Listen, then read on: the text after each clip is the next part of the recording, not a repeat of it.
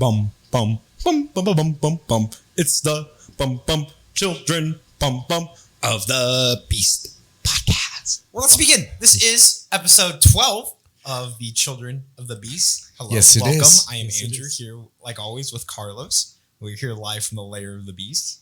Yes, we are. We are here celebrating the life of Eddie Van Halen. Let's start at the top of that. I feel like we have to start. God damn. Thing, right? Respect. God damn it. Respect. Yeah, man. Yeah. I mean, it's a real bummer.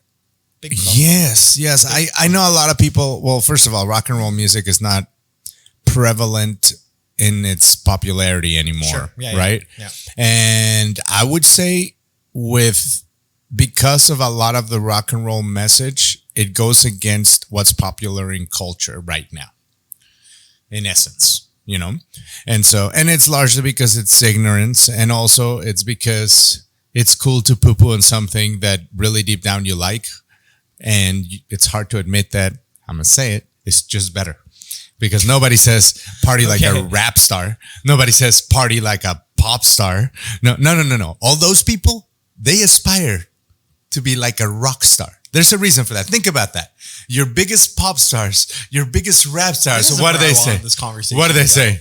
Rock star shit. Well, rock star shit was Eddie Van Halen, my friend. Not where that was rock star shit. Rock star shit was the way that fucking guy lived his entire life. His entire fucking life, him and his brother were educated in music all throughout their life. Piano lessons, fucking dance lessons. What they did with the fact that if at its core it's a 3-piece band because the singer never played an instrument. Yeah, that's pretty insane. That's insane. Nobody could understand how one person was making all of that guitar. That doesn't make sense. And half of it is the simplicity. He could make one chord complex with everything he was doing all around it. And meanwhile, the bass player just writing it deep. And in perfect synchrony with his brother, one of the fucking greatest double bass drummers of all time. I mean, the amount of bands, if anybody likes rock, let's say that you're not into old music, you'd be amazed how much of the bands that kids that don't know about like the history of it is based on this shit. I mean, without Van Halen, there's no Pantera. Think about that. Without Eddie Van Halen, there's no Dimebag. Yeah. That's fucking crazy. Like, it's just fucking insane. And as much as you may or may not like it, here's the one thing that is undeniable. You cannot get to be as good as a Randy Rhoads, as a Eddie Van Halen, without putting thousands of hours into practice. There is no shortcut. Yeah. No one just wakes up and can just do that. It's thousands of hours of practice. It's obsession. It's an obsession level. Which is why I think that oftentimes those bands and musicians get poo-pooed on, because it doesn't really come from a place of like, it comes from a place of people imagining working that hard at something to become that good is too intimidating. So the easiest route is to poo-poo it and go, well, I like 3-chord punk rock, so that's not for me. Yeah, I get it. I know. Of course it's not. That's like saying, well, I prefer a Hungry Man dinner every day. Yeah, because you know how to cook. Of course you do. Of course you do. A hungry man. I mean, like, that's exactly how I see it. It's 100%. All these people learn to play an instrument, and then there's genres of music that bastardize the original compositions, and they steal the hook, they steal the fucking relevant, recognizable part of the melody, and they bastardize it and make money. And people go, oh my God, that's so good. But they don't give a single thought to where the fuck the actual original noise came from, which is sad. Wow. But not as sad as the passing of a great. It's like Mozart. It's like we lost Beethoven, dude, in our lifetime. And not that old. Not that old. Not that old, because Clapton's like 76, I think, or something. Like, there's older people that are still out there doing the shit. You know, I think Bob Dylan's still alive. I bet you he playing one of them songs somewhere. And yet he battled this cancer for a good, I think it's like 14 years. Damn, that's a long time. No, yeah. That's a really long time. Also, a hard life. Well, A hard, fucking, like, no holds bar, no fucks given, no expenses spared type of life.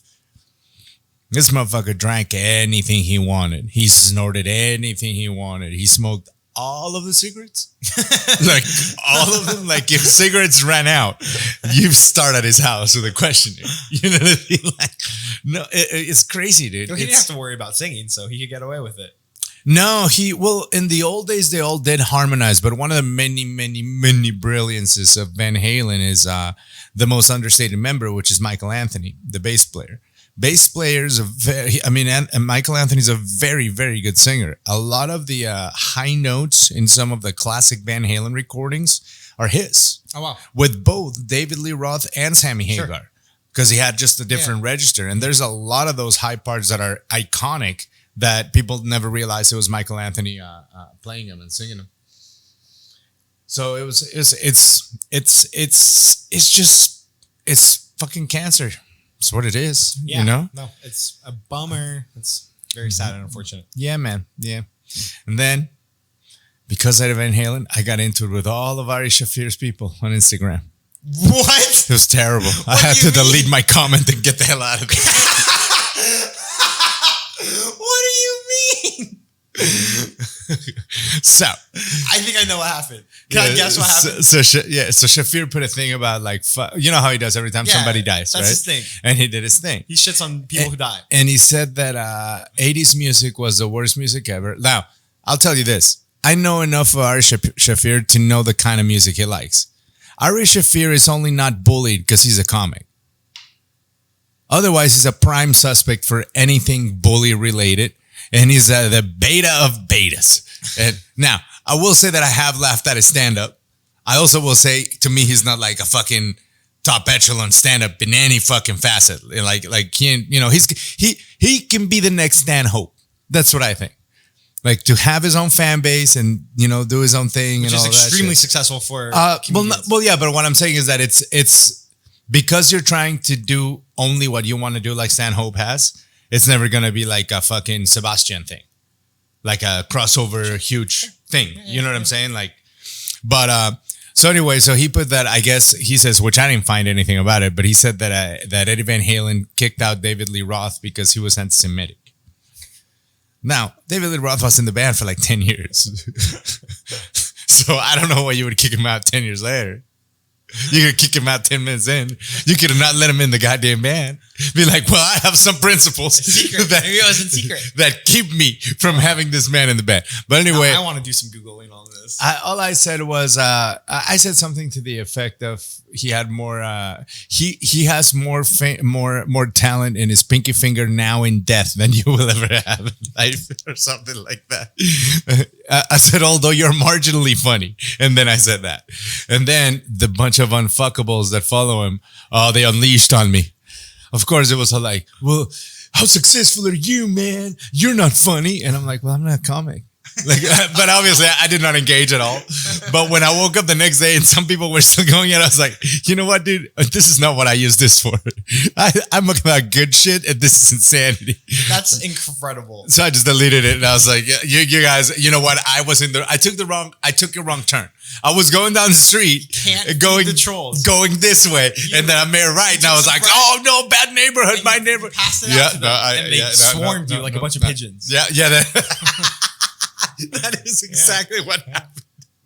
Yeah. So, but anyway, all of it related to Eddie Van Halen. That's incredible. Yes, Holy it's funny. shit. It's funny. You know, it was bound to happen. I feel like it was bound to happen with the way you use the social media. Well, also, you gotta leave certain things on Twitter. You know, like there's different forms. But anyway, yeah, no. So that was pretty shitty, dude. It's pretty crazy, you know. And they were like, we saw him several times in my lifetime. And the last time I saw him with Jamie, my wife, here in town, and it was on the tour where they had both of the singers. Okay. Which was very, very fucking good. And then I think we saw him another time with Diamond Dave. I saw him a bunch of times, and it's just a different. Like I've seen good guitar players, but then there's a couple of people that you see him and it's like, oh well, this is a different thing. Like when I saw Dimebag the first time, I was converted into a Marilyn Manson and a Pantera fan at the same time at Ozfest in like '97, and Marilyn Manson to me at the time was just like a little too gothic and too out of my thing, and then Pantera, you know, I had not learned to appreciate that type of singing. I was still stuck on like Axl and Sebastian Bach and like the other type of singers. And so went to that fucking Ozfest. And when I saw Marilyn Manson take the goddamn stage, this is the Antichrist Superstar Tour. He had this podium like this. And he came out dressed like a politician. And he did the entire show from this podium that looked like a politician's fucking speaker podium. Weird. On the front of it, it had the Antichrist Superstar thing. And he came out in a goddamn suit and just did the behind the podium. It was fucking so good. It was like after that I read his book. Yeah. Like I was like, I got to know more about this fucking freak, you know. And the other band was Pantera. Gotcha. I saw Pantera and I was like, oh my word, what is he doing to that guitar? Like I thought I'd heard because obviously I thought I heard everything there was to hear at that point. You know, like well, it was a dry spell in rock and roll. The grunge wasn't that. I mean, there was a couple of good bands, but it quickly turned into pussy fucking alternative music, and then you got new metal, which I have no use for. New metal, more like new metal. Oh my god, dude! Talk about just fucking like I'm not a fan either. It's here's the thing: I was never thirsty enough for new metal to where I was willing to drink that water. I would have rather died of thirst. That's how I could say. That's what I can say about the waters of new metal. That's incredible. You know, like fucking Limp Bizkit and Korn and fucking all of that shit. Oh, even I'm not a fucking rap rock person at all. I mean, Kid Rock was funny, but interesting thing about Kid Rock, as his career progresses, how much is he rap? Bro, I don't listen to Kid Rock. I don't know. Well, the point is he stopped rapping because he's a white man and he shouldn't be fucking rapping. And at some point he recognized it to the point he started doing country shit. Oh, I was about to bring up, doesn't Kid Rock have like a deal for like discounted beer for his fans?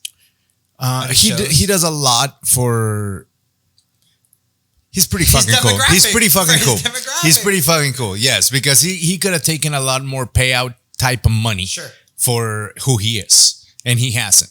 Like he never moved out of Michigan, for instance. Low cost of living. Right. Well, yeah, of course. And the millions go a lot further, but that's also his home state. His dad owns a bunch of dealerships there. Daniel LaRusso. Yeah, straight up. Well, no, I mean, Kid Rock could have had, like, Kid Rock comes from a good family.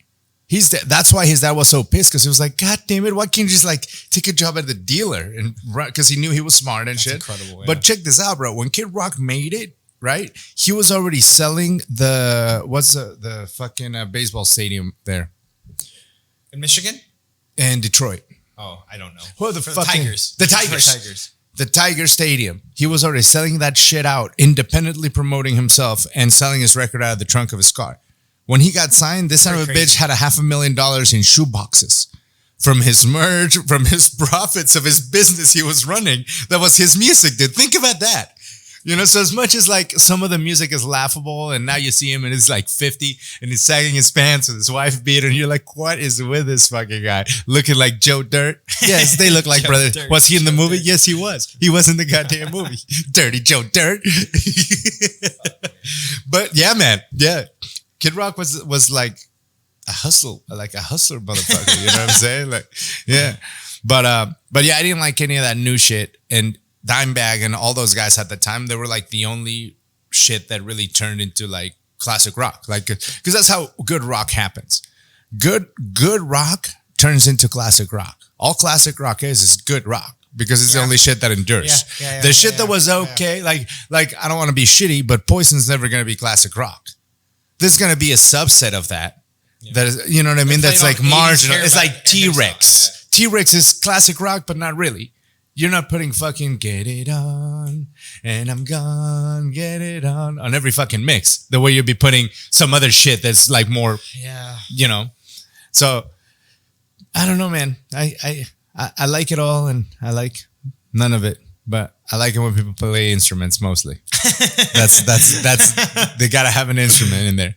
It can't just be a push playing thing. And Eddie Van Halen fucking he could play with one hand. God damn it, one hand, no pick, one hand. Who does that shit? A lot of people do, but he did it better than a lot of people. No, I can't do it. I know that. Yeah, man. And his son he plays a bass. Oh, he's in the middle of producing his own album where he's playing everything. Yeah, I'm playing everything. Listen, man, some of Sean Lennon's shit is really good. It's marginal and it's super artsy and shit, but some of these kids grow up with parents like that. It makes sense. It makes sense. You're educated in that, like no matter what. You're like, what's it? Bow Wow is somebody's son, I think, right? Is that why he's low? Is there a big Bow Wow? Is that I what think, you're telling me? I think he's a big dog. Somebody that's a famous rapper is his dad, and it's no wonder he was a famous rapper I'm himself. gonna look this up right now. Yeah, I mean, I'm sure he was good too for whatever rap is. Do I look him up as Lil Bow Wow or just Bow Wow now? Just Bow I think Wow, it'll right? pop up either way. But if he is tracking you, he's gonna be pissed that you put little in it. Well, I put Bow Wow because I'm respectful. Good for you. Good for you. Well, that's how Man's older than me. He identifies as Bow Wow, no little Bow Wow. So you gotta respect. His dad, let me guess, is his dad Master P? I feel like that was just a TV show, but that was also my thought. I say his dad is either Master P or Birdman. Alfonso Moss. That's his dad? Yeah. So little Bow Wow is not a famous son? I don't think so. Really? Wow. Well, that goes to show how much I know about nothing that I know nothing about. I thought he was the son of somebody famous. I think you're talking about Lil Romeo. Who is that? Master P's son? I think Master P may be the only rapper I know. He is Master P's son. Okay, I'm fitty. Yeah.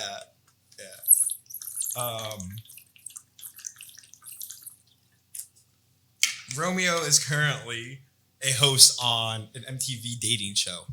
Yeah, sounds promising. It's pretty good. It's a pretty good show. It's pretty trash. Sounds promising. It's pretty awful, but it's pretty good. Well, I think that all those people, you got to learn a bunch of shit. Yeah. You do. Just I mean, by if virtue of being you're around in it, the right? fucking studio. In fact, Pantera grew up in a studio. The kids from Pantera, Dimebag and Vinny, their dad owned a studio in, I think the only studio in whatever radius.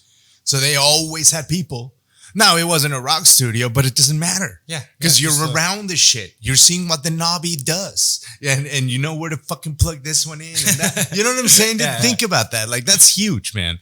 So it's sad, but I think we're going to enter a better area in like for all of art, for the art that everybody individually likes. Because when there's less money to be made from it, I think you're going to get more pure product. Well, I was just about to say, I have to imagine, right? Everyone being kind of locked down for the last 6 months has got to kind of inspire some people to do some stuff. I think so. Well, I mean, I saw, so there's a band I follow, Dirty Honey went back in the studio. I think Five Finger Death Punch released either... Greater Van Fleet just released a new song. Yeah. So I think it's got to happen, you know? Like, those guys... And what else are you doing, right? Well, they're not letting you play. Yeah. They're not letting you play, and you got to do something, you know? They all have studios in their home. Yeah. Of some sort. But I think we're gonna see more people that are in it for the right reasons. Because also, just like there are people that get into like being a housewife or a basketball wife or a rapper, there's people that went and learned to play guitar really well just to get famous. You know, like that happens in anything, dude. Sure. Drumming, Yeah, totally. like it doesn't matter. Now, I think that the amount of work that it takes to become proficient at any musical instrument, even if you had the wrong intentions, it kind of weeds it out.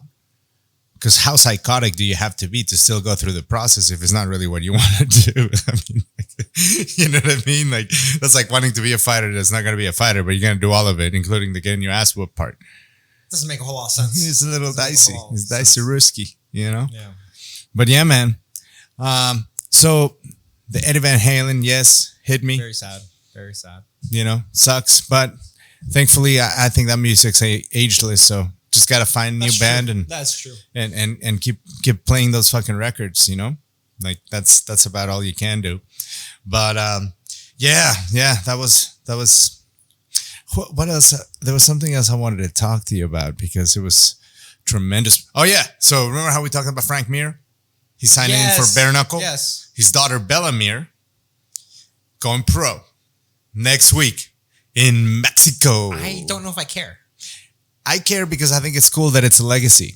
And this little girl, she's tough as shit. She played football for Gorman. She was in the wrestling team with boys. She's been doing this shit for a minute.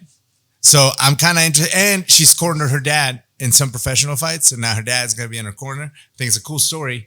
If she makes it through the first four. Oh, also going right to pro, skipping amateur, which Frank Mir also did. Interesting. Yeah. So there's some parallels that I think are cool. It's an early story. I'm an early bandwagon person because I like Frank Mir. But I think that if she does well, you know, you could be looking at a good. She's only 17 years old. That's why she's fighting in Mexico, because you can't have a pro fight here when you're under 18.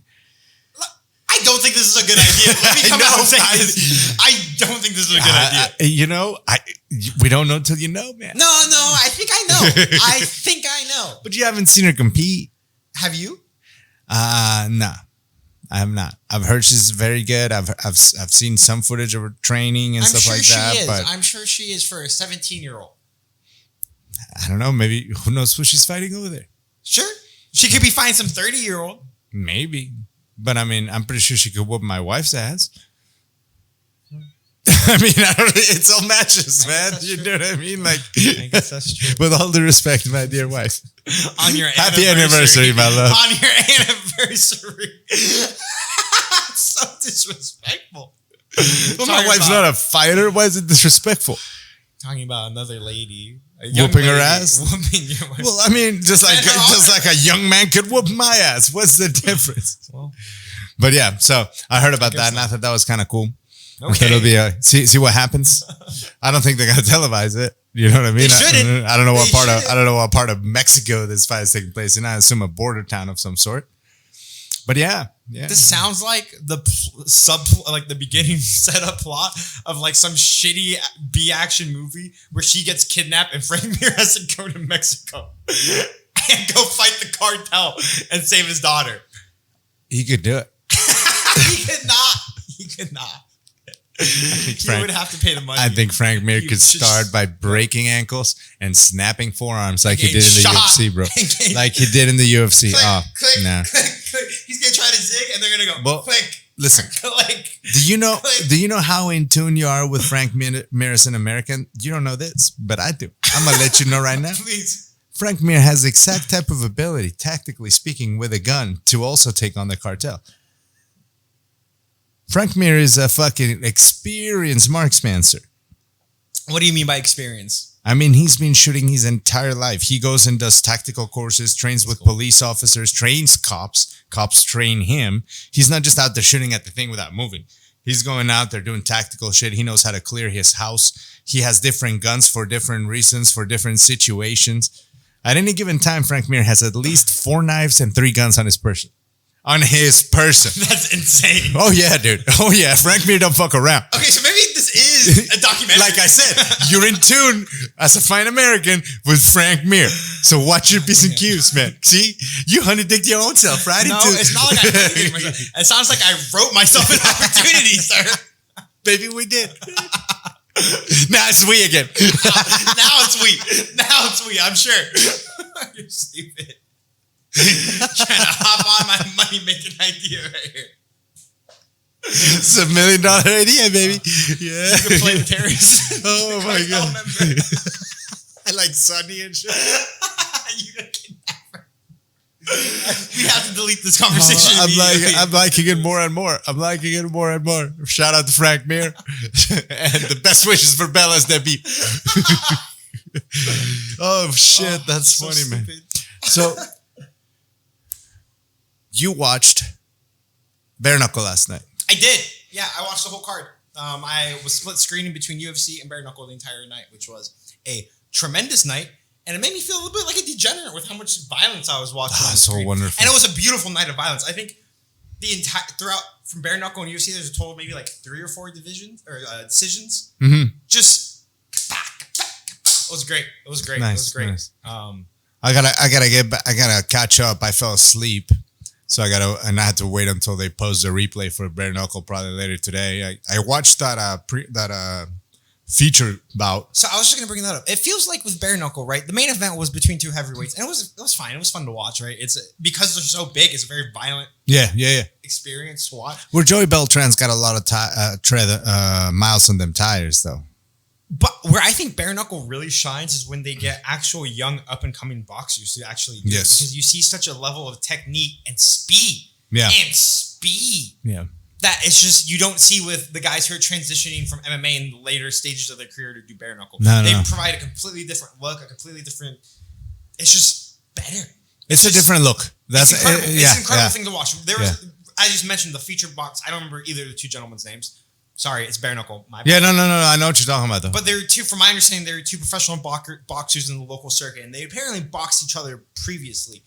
Well, these two motherfuckers went after it. Yeah, man. And it was incredible. Just the technique, the speed, the feints, the head movement, the angles. Also, the devastation. It happens so quickly sometimes. One jab will cut you. Yeah, because you don't notice it, and a guy could just touch another guy. And it makes a different sound. And then you look and fucking immediately swelling up. There was a guy whose face looked like one of those fucking juicy grapes, and you squeeze it, and then the pulp's half out of the part where the skin broke. That's what this face looked like. And it's weird because it's so visually graphic, but it is less damaging than getting knocked out, getting KO, getting kicked. Maybe. I mean, I don't know. I think. So in my head, it's less damage the way vaping is compared to cigarette smoking. They're still not healthy for you, but one is less damaging long term. Yeah. Well, I think you probably take less punishment. I think it looks worse visually, but I think you're right. I think they take less punishment. I mean, the damage could go from one blow, but I think probably they take less damage. There's no wrapping. Yeah. They're picking their shots a lot better. The body work. Precise. Guys are going to the body more too, though. Incredible. Yeah. And the sound of the body work too, with no rap or anything. Yeah. And again, my all-time favorite fighting arena. That circular ring is badass, dude. Good. I fucking love it. There is no obstruction on the fucking camera angles. It's just low enough so the camera's sitting like it just looks good. It looks fucking good.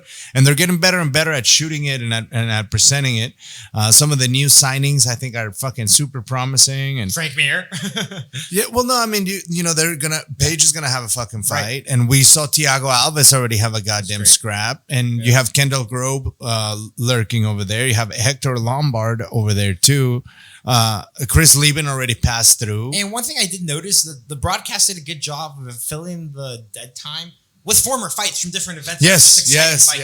Which I thought was fantastic because, they don't necessarily have the name recognition that maybe a UFC fighter does, maybe a boxer does. So it is more beneficial. Well, that's what the UFC used to do back in the day. Sure, I believe that. That makes sense. Yeah. Back in the early days, when a card ran ahead, when they didn't have fucking 15 fights per card. Right. When a card ran ahead, they shot you a little replay or a little fucking whatever.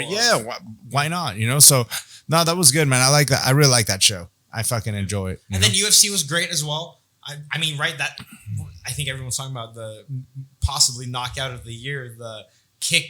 Being caught into the spinning back kick. And I rewatched it again this morning a couple of times, and it's so crazy. But part of the reason that this happened, right, is if you rewatch it, the cover. First of all, I'm not a fan of catching a high kick. However, it is something that gets taught in kickboxing class, right? So if the kick's coming this way, you cover like you cover for a hook. And then what you normally do is you use this one as another point of contact. Right. So you have 1, 2, and this one. And then you kind of pat it, right? To diminish its effects. You have to do that, keeping this elbow tucked in so in case they change directions on you. And what that also does is you're preloaded to be able to respond with whatever you're going to respond. There's guys that like to do this and then grab here, right? And so when you grab here, you catch it because the kick hits here. You grab the Achilles basically. You got to lift right away to get him off balance, right? This guy caught it, but he caught it like this. Yeah. So as he did that, he helped the rotation Right. of the Yeah. of the spin kick. Which is interesting. When you notice, I'm going to go back to the Israel and Paulo Costa fight. When Izzy was catching kicks, he wrapped them around and moved into it, Exactly. which was Well, that's also a different one. That's Sure. a body Yeah, kick. Yeah, that's Yeah. true. That's true. It was a different Yeah. kick he caught. Yeah, but also one of the things to watch with, like, for instance, with a body kick is you could do everything in the technique properly and fuck it up in a single point. If you catch a body kick, your palm should be face down always. Gotcha. Because with your palm face down, the blade of this bone puts pressure Gotcha. on their calf, and so they want to get out of there, Yeah. right? And you can crank it Yeah. right here, just like you would never do a rear naked choke this way with this part. You use the blade. Right? Same thing with a kick. And so with Izzy, if you watch him, not only was he moving, but he was catching it. So we're like, you got to make it uncomfortable. Yeah. Otherwise, the guy has no reason to. Yeah. They can otherwise, the guy will get creative on your ass.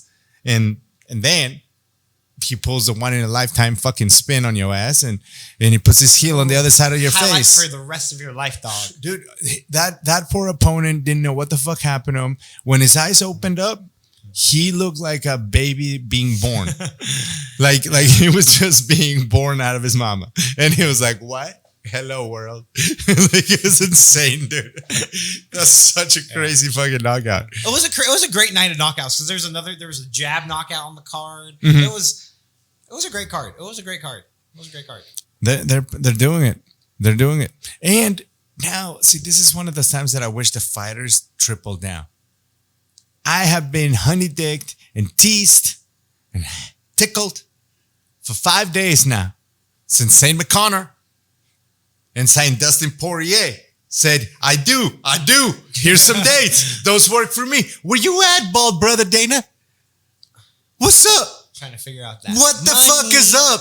That's what's up. The money. You're always saying that it's this guy's dodging that guy, Well, that guy's they are dodging the other guy. Here's these two guys, and they're giving you dates. And they're saying, not yet. And they're saying, here's these two dates. They're this year. And we want it. Who wants this heat? Who wants this heat? And they both say, we both want this heat. And Dana White giving us no heat. Giving me no Putting heat. us on ice, really. I demand sasatisfaction. I demand satisfaction on Jonathan Jones and Israel Adesanya as well. I demand that satisfaction as well. I demand that satisfaction as well. I cannot wait to frost my crumb. My crumb is going to be so frosty. Whereas Dustin and Conor is like, it's exciting because the matchup is exciting and it's always exciting for Conor McGregor to fight. Exactly. But John Jones and Israel Adesanya, That's a true disdain. yeah. I like it. It's the back and forth on the Twitters, Twitter fingers. I support their disdain for one another. too. I think I'll say this much. I think they're both right. I think they should never be friends. I think they should go harder in the paint. I think they I should think get they more will. personal. I think they will. I think they should cross the line more. I think they will. I think you're gonna get that wish. Good. I think we've been getting that wish almost every 2 days, by my count, on average. That's not enough. It's tremendous. I'm a It's feed. I want tremendous. more. It's tremendous, dude. Talking about each other's mamas and papas and kids and criminal records. Well, one criminal record, not plural. One criminal record. Oh, it's tremendous. It's tremendous. John Jones confirming that he hid under a cage because he smoked a little weed and didn't want to get drug tested.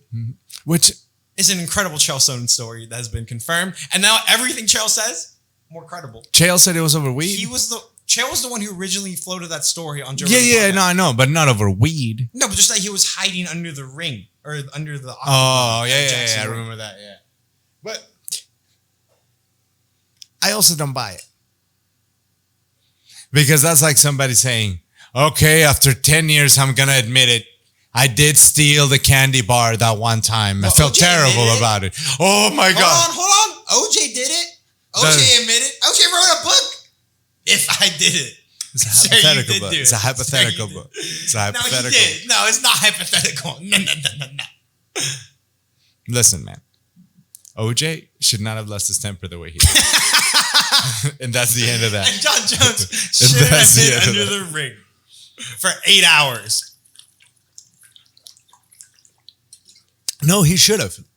But you don't take 8 years to say this. You say it. Well, and I wonder, 8 months is there later. statute of limitations with Nevada State Athletic Commission? Fuck the statute of limitations. You're the champ. Like, they haven't bent the rules a million times for him already. That's true. He could have manned up about that. If that was real, he could have manned up about it a long time ago. That's some soft ass shit. But he is kind of soft ass in that regard of trying to pretend to be this. Such I know. and such. I know. So it's I've learned to live with it. It's exactly. In I agree character with you. I'll give you that. I've learned to live with that from Jonathan. I call him Jonathan sometimes because that's what Izzy calls him, and it is his name. No disrespect, champ. It is his name. Well, former champ. No. When you vacate voluntarily, you're the champ. First of all, once a champ, always a champ. Where's his belt? Who has his belt? I bet you there's like 10 at his house, dude. That's true. I bet you they're in the garage. He has so many. He has so many. He actually does have belts collecting dust. Guaranteed. You know? Although, what I would do if I was him, make him into a super belt. I would have make him all to one big belt and be like, ah! I would have like a big wall with a picture of each finish. Like Mochida going, and then the belt underneath that one. And the belt underneath that one. And the belt underneath. Or if you really get sadistic, like a piece of hair. Or a vial of That's cool too. They're shorts. They're fight shorts. Oh. This is sadistic. That's cool. It's like a scalping. Like an Indian. Yeah, you know what I mean? Like an Indian with a scalp. Like, I took your scalp and I took your scalp. Well, a lot of cultures did that. Yeah, I mean, good for them. I agree. Listen, somebody piss you off enough to do that to them. I sure as fuck hope that you have the pride in yourself as a human to display that shit. I would. I mean, they carried it around, right? I don't carry it because I don't know how that person lived their life. Well, if you're nomadic, you don't really got a house. You don't yeah, that is true. That's true. Or maybe you leave it up on a tree or a rock as a warning. Like the it's a sign. It's a sign. Just so you know, one time a motherfucker that would do this did this, and he walked through here. Have a nice night. Set up your camp. That's my message. And then they come in with their guns. They go bang bang. Yeah, but the message was sent. You know what I mean? You win that night. You win one time. Okay. It was back in the day. One win in the Old West was a win for life.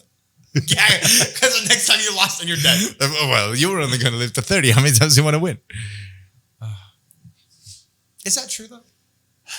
They didn't live as long. I mean, but I don't know about 30. Or is that just because the average is brought down because there's so much a higher infant mortality rate? I think both. Okay. Yeah. I'll allow it. I mean, I think there was just a higher mortality rate, period. So I've learned... Anytime medicine was involved, someone was going to more likely die. Sure. Whether it was at birth or at gunshot wound or at fucking broken leg. You know what I'm saying? Like, So I'm going to move on because I have something I would like to bring up. Yes. We need to come up with a dispute because I've learned we can hire a judge to settle our dispute. And I don't know. You mean a mediator? No, I want to hire a judge. It's hireajudge.com. What? So you go on this website. Yeah, and you send in your evidence, the opposing arguments, and then the judge decides. Looks at the evidence and decides. You just type it, like you send. Or you send in voice recordings, however you want to do it. If we were to do it on this podcast, it'd be very easy to just clip it up and send it to the person, our judge. Oh, we should definitely do that. I know. That's hilarious. Ain't great. How much is a dispute settlement cost? Who cares? Well, I care because if it's $5,000, I don't want to do it. Gotta be like $50. I don't know. I'm thinking like $500. No way, dude. Yes, because a mediator's like $250. No. Have you ever heard of this website called Fiverr? I don't speak gay lingo, but continue. So Fiverr is a website predicated on the idea that you can spend $5 on the internet and pay anyone just about to do anything. What? Yeah. So this sounds like what? How many sexual propositions are on this website? Well, it's like a non-sexual website. So I'm sure there is a website for that. But this is not what Fiverr is dedicated to. But like graphic design, I'm sure there's some sort of mediation service. I hear you can hire a wizard to cast a spell for you. For $5. I don't know. So all of it is $5. So similar to the 99-cent store, it's labeled or marketed as 99 cents or $5, but I believe the prices do vary.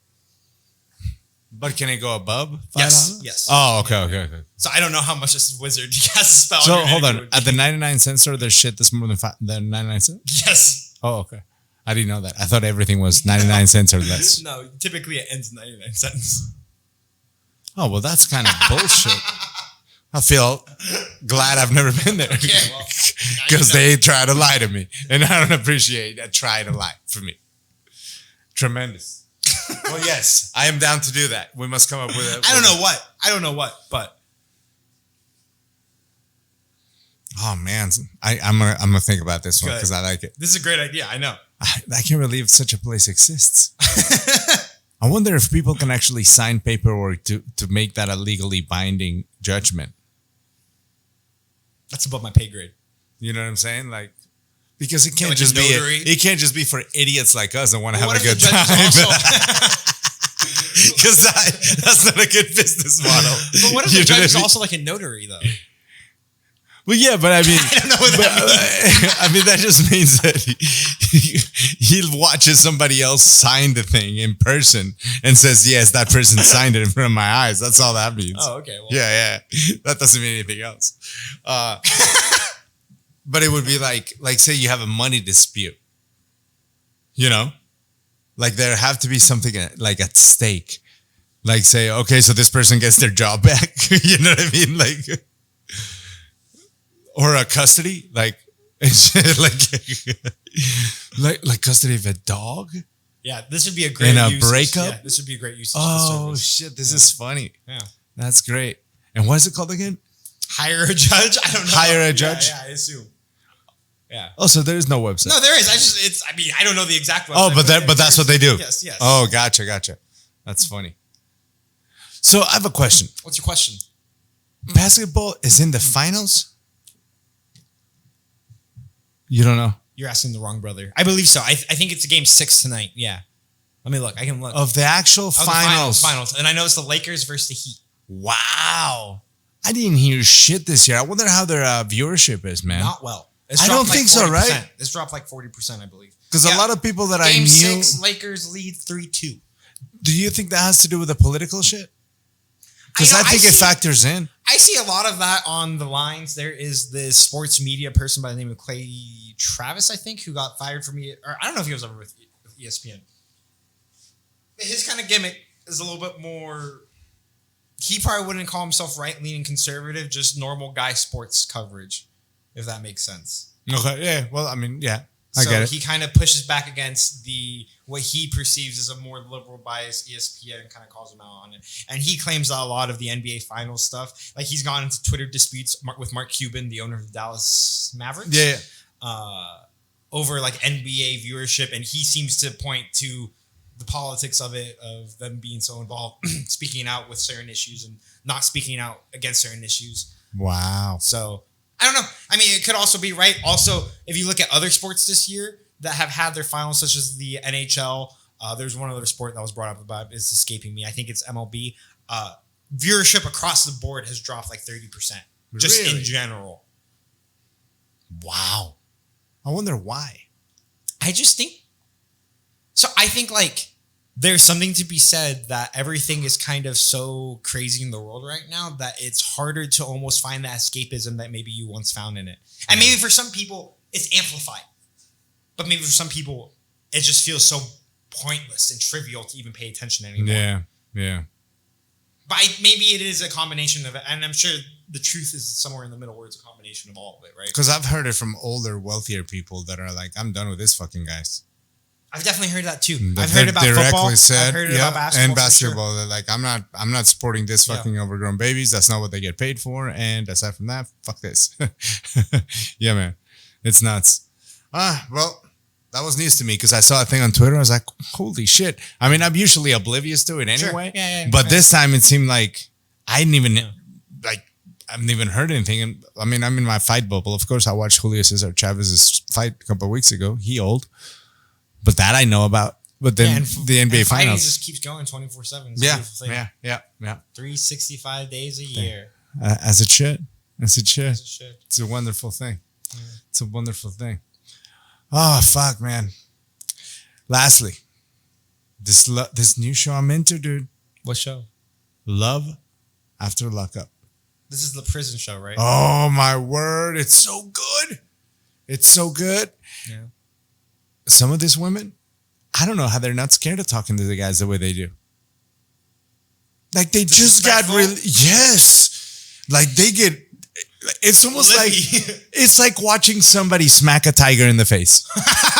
Okay. Yes. It's like somebody's going, oh, you a bitch ass cat, ain't you? You bitch cat, you bitch cat, you, who's a bitch cat?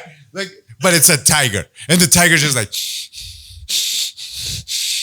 and you see these guys, dude. Oh my, it's so interesting, dude. It's stressful to watch. Also, it sounds great television. A little bit, yes. Because I'm like, I don't have sisters, but I wonder, Jesus, if you had a sister or a daughter, and I'm watching some of these parents or family members, like just their bewilderment. Sure. It's just all over their face. Like, why? What in the fight? Why? Why? There's one crazy bitch is playing two of them, and they're both getting released, and then they get into a fight. These are legit convicts, dude. Like another girl is like, there's this other girl who's like, yeah, I'm trying to just make sure that he doesn't need anything because I just don't want him to go back to robbing a bank. I'm like, it's ride or die. It's yes. So, and I'm watching it as a prelude to the next one, which is Love After Lockup. This is for the crazy kids that make it, because a lot of them, obviously, a lot of them don't. So, no shit. Surprisingly so. Yeah. A lot of them don't.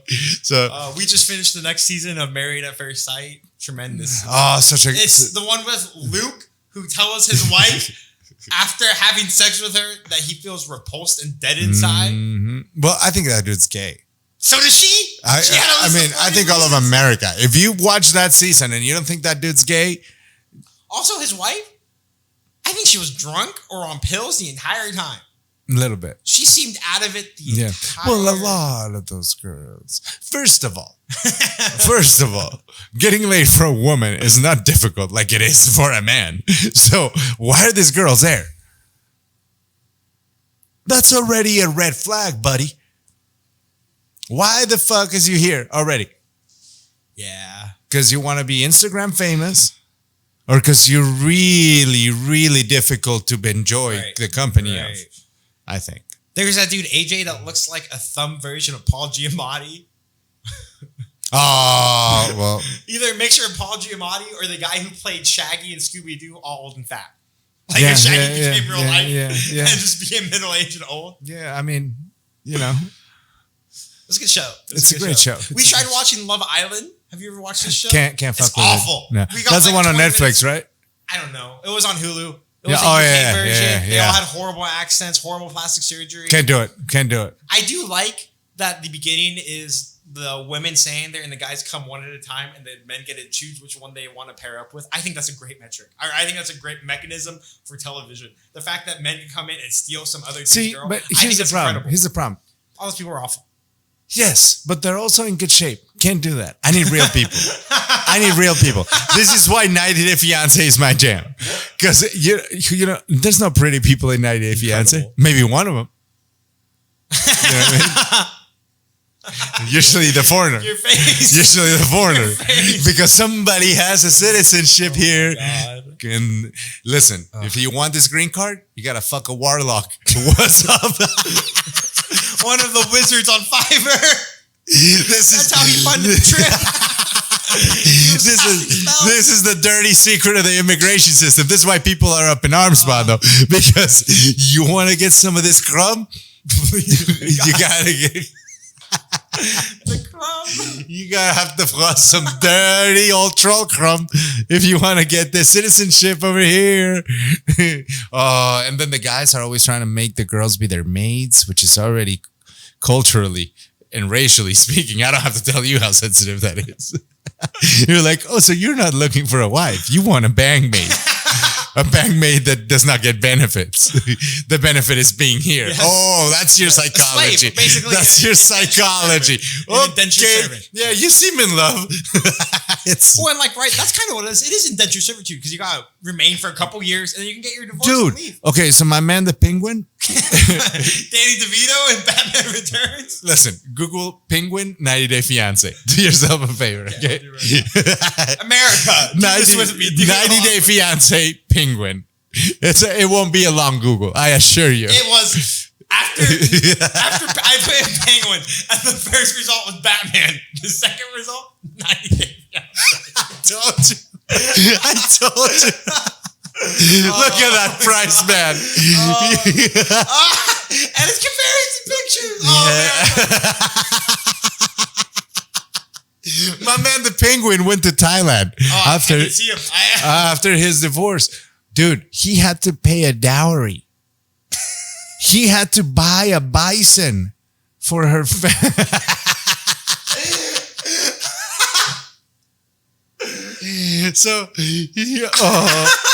So the dowry for his fiance in Thailand involved buying cattle. What? For the family, gold, and so many thousands of baht, which is their currency. Yeah, okay. He still owe money. He came back to America. He has no home. Debt. He's living at a friend's apartment. And the friend's wife eventually goes like, we can't help you anymore, dude. This is out of control. Because I guess the friend had been supporting him for like 3 years. He was Ned Schneebly. Yes. Schneeble. Yes. Yeah, man. You gotta watch it. You gotta watch it. It's insane. It's insanity. And those people, as you can see, the penguin, he would never be casted in Love Island. Oh, hell no. Hell no. Not unless it's a joke or a punishment. Like, oh, now you got to spend 3 days in isolation with penguin. Because you lost the vanity challenge. Oh, my God. Oh, shit. That's great, man. That's great. Did you see that Adam Sandler has a new movie on Netflix? I tried. Hoobie Halloween? Oh, my God. I heard good things. Not good things. In some of the movies where he's trying to do like a new character, all I'm seeing is parts of all the other characters. So it's like on this part, he's doing Little Nicky. On this part, he's doing Waterboy. Now he's got a little Billy Madison. Gotcha. So it's just... It's like a greatest hit. Almost. I fell asleep. Wow. Well, I put it on at 2 o'clock in the afternoon. I never take naps. I never take naps. And you fell asleep. And I fell asleep. Wow. Took a wonderful 2-hour nap. So I would qualify it as of today as a snoozer. Not good. As a snoozer. I will try to watch it again after I drink coffee and give him the benefit of the doubt because the Sandman deserves that. Yeah. But as of today, Damn, I heard good and I'm things about it. speaking, listen, this is how diehard I am. I liked Grown Ups 2. I like movies that people think are garbage. I like Jack and Jill. That says it all. I think Jack and Jill was a tremendous movie. That one is bad. Oh my God, dude. Al Pacino lost his soul in that movie. Frap. Please stop. It's terrible.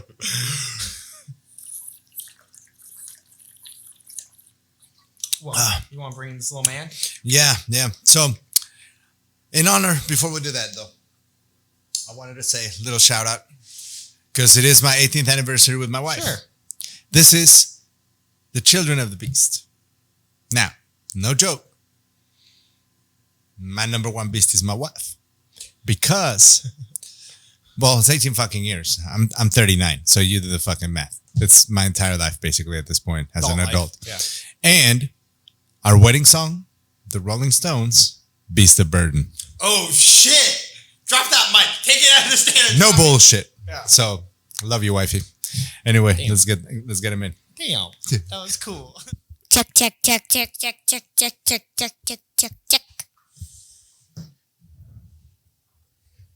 Okay, today I'm going to talk about one of the American symbols. Wait, hold on. Before you start talking about this American symbol, which I'm very excited to hear, can you please introduce yourself and who you are and what we're doing here? I am James, and this is again my segment of Kids of the Beast. And so this very American symbol is called the bald eagle. Wow. Ooh. The bald eagle can be very, very dangerous. One very not cool, but not cool for the bird, but not exactly cool for humans. So a couple nights ago, I talked to my parents about when I grow up, I'm going to try to get a bald eagle for a pet. And what did they say to you? They said they're like the local police company or something has this defense thingy that it's an endangered species that doesn't let any humans have these two kinds of eagles. The golden eagle and the bald eagle. Oh, so the police won't let you own an eagle. So when I grow up, I'm going to find one, make friends by feeding it, and then I'll build a house near it. Instead of it being my pet, I'm going to be its friend. That's a pretty good plan. Without keeping it captive. So it'll be free to go, but it will choose to come to your house. No, I'm gonna build my house near its nest. Oh, I see. So you'll be like neighbors. Yeah. With a bald eagle. And another interesting fact. Wait, I have a question. Are you gonna name the bald eagle? Yes, since it's an American symbol, I'm going to name it red, white, and blue. Ooh. Rock flag eagle. Like it. I like it. And another interesting fact is that if you're drawing this thing's beak, these beaks, they're really hard to draw. They're really hard to draw. Yeah. And another one that's pretty cool is that the bald eagle has some of the biggest talons of all the eagles. Why is it called a bald eagle? I don't actually know. It's got a white head. So it looks bald. I think that's why. Yeah, those are pretty good. Those are actually pretty good guesses. Yeah, pretty good guesses. Yeah. And also, something cool about the bald eagle.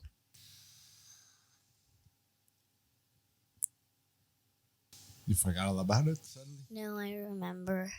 Is that the bald eagle? I saw a picture of it, and it looks like it likes to eat fish. And that is the end of my segment. Wait, I have a question for you. Yes. What do you have in your hand?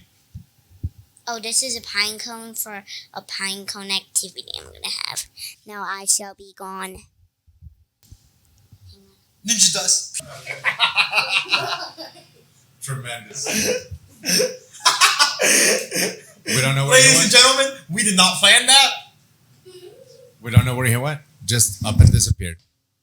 That was incredible. Yeah. Ninja dusted right out of here. He ninja dusted right out of here. Wow. He's a funny little man. Really into bald eagles. He looks like a bald eagle. Today, yesterday, yeah. Well, he's got to get a new haircut too. Yesterday, we were at my in-laws' house because, well, there was a bunch of shit that was supposed to happen here on Friday. Let's just say that Tesla's subcontractors in the Las Vegas area, terrible Wow. Terrible people. But anyway, we were supposed to have no power at the house on Friday, so we had already planned on being at my in-laws, and the kids haven't been out there a whole lot because of Michael's thing and because of the corona. So we had already planned it. They canceled. I couldn't cancel on them because they were already packed the night before and everything. So my father-in-law, Tom, is really into Native American culture. So he has especially a Navajo shit. So he loves shopping in New Mexico at antique shops and shit like that. There's those ladies that do New Mexican pottery. Yeah. And they're super expensive and, He has a collection that's probably worth $300,000. It's 20 bowls. And they're by some lady that is there's books about it and it's a whole thing, right? And so he does all the carvings, of eagles and Native American shit. And so he gave James a wood carving of an eagle that's on a one-piece block of wood. That's pretty cool. That's pretty cool. Yeah, and then he gave him another one that's like a framed picture that has eagles with like Navajo people in it and shit on like a Native American little frame. And then there's another one that's like a talon that has been encased in like this acrylic glass-looking thing that's fashioned into an eagle. That's cool. And so that one, if he does well in school at the end of the year, he gets it. So this morning he drew 10 eagles and colored them. He did side beak, front beak, flying eagles, sitting eagle. Oh yeah, dude. Oh yeah. That's what he does. He go down the rabbit hole of eagles, like just whatever it is. Yeah. It's so funny. But yeah, so that was our weekend. Basically, there was not a whole lot. Just in-lawing. It's nice to get out to where they live because it's relaxing and shit. You know. Yeah. So that was good. And then that's it, man. Just everything else has been hopefully getting back to normal, other than the election. I can't wait. Let's get it crack-a-lacking. I did watch that good documentary on Netflix about the election, about the vote. I don't know what you're talking about. Pretty good. There's a good documentary on Netflix. Fuck, I don't know. But it's one of the trending ones. I know that. Okay, cool. Yeah. It basically just... let's just put it this way. It compelled me to vote. Wow. It didn't compel me to put my support behind anybody. But just the symbolic act of what voting means took a rooting in my brain for the first time in a long time. Without it having to mean that I support any of this fucking ass clowns. Don't know that I'm going to follow through with it, but it was interesting enough to at least make me think about But in this moment right now, you would. Yeah. Yeah. I mean, what sucks about it is that if I understand it correctly, my participation will benefit somebody no matter what, even if that's not my intention. Which sucks. But it's better than not participating. So it's kind of like, then if you do, then if you don't, you know? Because to me, I'm picking between two baby killers. One kills Asian babies and the other one kills Latin babies. How can you pick? There's no better. Like, where are the Asian babies dying? I'm just saying it like I'm just putting a comparison. It could be two ethnicities of babies, is what I'm saying. Like, it doesn't make a difference. Okay, you just needed a descriptor. Yeah, it doesn't make a difference. Okay. Like I'm, you know, and the worst thing about it is that each one of their supports is trying to convince me that their guy's a little bit better because of the race of the baby they're killing is lesbian. I mean, it's that's how it sounds to me. Okay, you know, like I'm like, oh, so to you, this is what this is. Okay, but yeah, that one was it was an interesting one. And I don't know if you've seen the one from the guy from Colorado, but don't watch it. What? I don't know. There's a guy in Colorado that killed his entire family like 2 years ago. I don't watch that type of stuff. Oh, well, good for you. Why are you not bringing that type of negativity in your life? This is the darkness of the darknesses. No thanks. Of the darkestest. No thanks. Darkness. No frost. Yeah. Well, shall we descend into the darkness and get out and out of here? Yeah, we should climb on our wing. We should climb on our winged animals and fly out. Our gargoyles that come to life. They come to life. Yeah, you know, whatever. I like calling them a dark horse with wings. Does it look like a dragon? Maybe. A Pegasus. Eyes red? Yes, they are. They are red. Because you are eye poking. You know what else is red? It's nails. There's talons. They red. I don't know why. Maybe because it's the blood of his opponents that he just slaughtered. The streets will run red in? The streets will run red if I fly over him in my dragon. So, we went from gargoyle to dragon. Well, it's shape-shifted. We have to go. You're a fool. You're a fool, sir. You're a fool. Absolutely not. That's it. We're done. This has been episode 12, Children of the Beast. Good day. Find the show on Apple Podcasts, Spotify, Google Play. Time out! Find what? We forgot one very important thing we must discuss. You just said Spotify. Did you watch the video that I sent you? Like a minute of it. I didn't watch the full thing. God. Yeah. You're a fool. Okay, never mind. Go on. Time in. Game on. God. And by game on, I mean game over because we're done. Because we're done. So like it's also saying, follow the show wherever you get your podcasts. Follow, like, subscribe. You can find us on YouTube, the Children of the Beast podcast.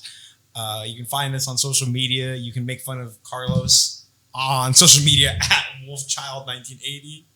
You can find me and say nice things to me at Andrew_the Hut with 2 T's. And that's it. That's it. That was number 12. Number 12. Number 12. Next time we'll be a teenager. We'll be angry, moody, angsty. So nothing will change. Goodbye. Let it.